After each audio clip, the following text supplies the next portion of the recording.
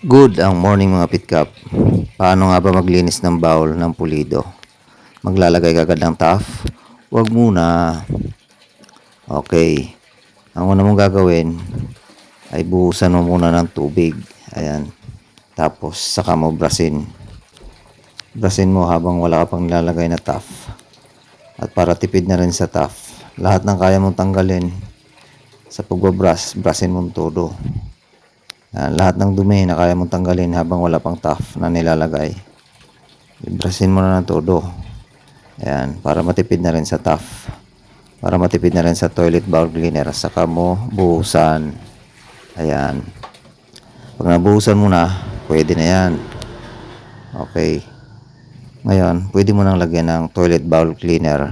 Okay, ang gamit ko dyan ay tough ng personal collection.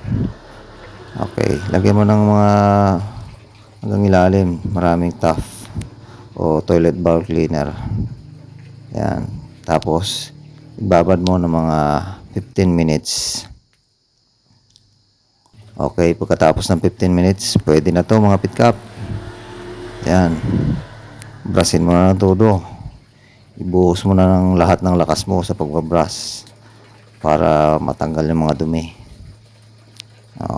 Kasi nabrush mo na kanina, wala pang nilagay na toilet bowl cleaner.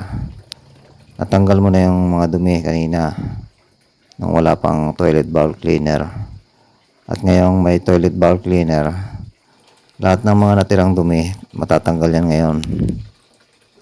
Yan, ibuhos mo na lahat ng lakas mo. Brushin mo ng brushin hanggang ilalim. Tapos kapag tapos na, na-brush mo na ng todo, pwede mo nang anlawan. Anlawan mo ng maraming tubig kasi hindi mo matatanggal yung bula. Buhusan mo ng buhusan hanggang sa matanggal yung bula. Yan.